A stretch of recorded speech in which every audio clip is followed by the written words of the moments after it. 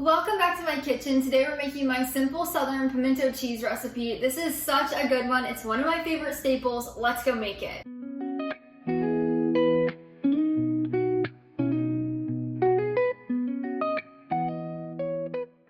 My love for pimento cheese started in a little cafe just in the town next to us, and I absolutely cannot get enough of that pimento cheese. I can eat it with a spoon. Every time people come to visit us, family or friends, we take them there and we tell them to get the pimento cheese because it's so dang good. So I wanted to recreate it here at home with my very own recipe. This is my version of my favorite pimento cheese. If you live in the South or you've had pimento cheese, you know there are different kinds. You can get different variations. This is a very simplified, creamy version that uses both sharp cheddar and mild cheddar cheese. Now let's get started.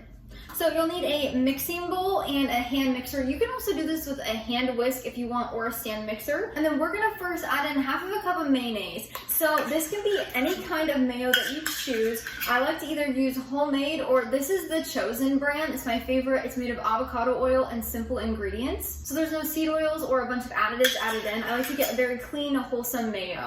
Next, we're gonna add in 3 ounces of plain, unsweetened cream cheese. Now this has been softened. I've just let it sit out for about 30 minutes before using it. That way it's easier to cream together.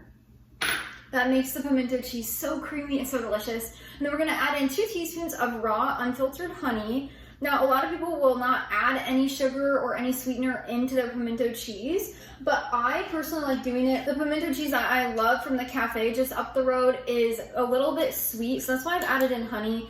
And as always, I try to make these recipes wholesome, so that's why I'm using a raw honey rather than a sugar. And then we're gonna add in half of a teaspoon of onion powder. Make sure it's salt-free. I always like to use organic onion powder. It has a much deeper, more rich flavor, but you could use regular as well.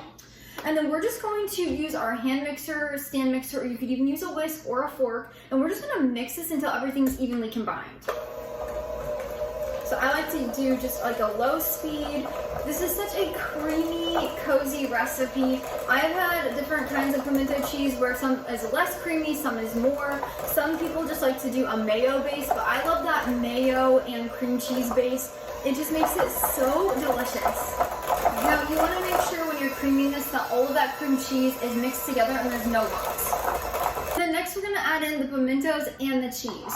So for my recipe, you're going to need 1 cup of sharp cheddar cheese and then also half of a cup of mild cheddar cheese. Now my biggest tip when making pimento cheese at home is to use a block of cheese or blocks of cheese and shred them at home with a large whole cheese grater. If you use a pre-shredded cheese, it's not going to turn out as good. You want to make sure you're using freshly shredded cheese. I can't stress that enough. So we're just going to add these in.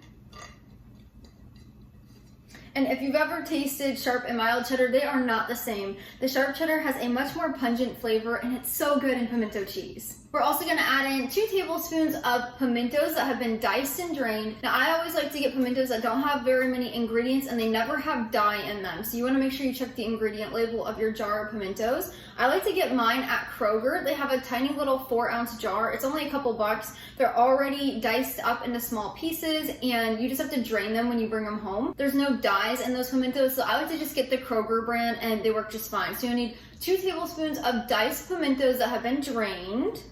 And then we're just gonna take a spatula and we're gonna fold this in. And now what I mean by fold is we're gonna go around the bowl and then down the center. So I'll bring you guys closer so you can see. While we're folding in the cheese and pimentos, we are just getting everything combined evenly.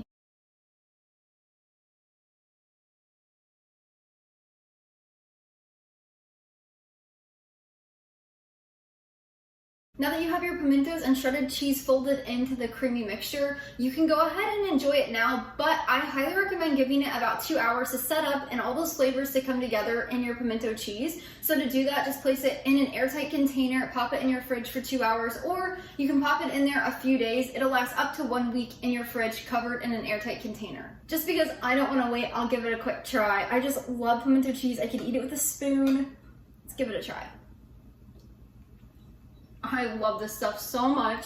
So now I'm gonna put mine in this bowl and I'm gonna refrigerate it for 2 hours. I like it when it sets up a little bit more. It's so good. Now you can serve this with all different kinds of dipping things. So I always like to do crackers, or you could use some kind of chip, So you could do like a tortilla chip, a pita chip. You could even use homemade sourdough French bread and dip it in there. There's just so many things you can do with this. So the cafe where I get my favorite pimento cheese, they put it on a sandwich that has pulled pork. It's like barbecue pulled pork and bacon, and they put pimento cheese on there and they toast it. It is so delicious. It's one of my favorite sandwiches from that restaurant. So that's what I like to do. I like to put it on sandwiches. I like to snack on it with crackers. There's just so many different things that you can do with pimento cheese. And I hope this recipe finds a very special place on your kitchen table. If you've never had pimento cheese or you haven't liked pimento cheese in the past, my hope is that this has introduced you or reintroduced you to pimento cheese in a more simplified way that's just so delicious. It's so creamy. I hope you enjoy it. Now, if you'd like to check out another one of my favorite Southern recipes that I've created out of my love for some restaurants around our Tennessee home, I've recreated this recipe from my favorite barbecue restaurant here in Nashville, and I highly recommend checking it out. We can't get enough of them. Until next time, go serve God by loving your family one recipe at a time.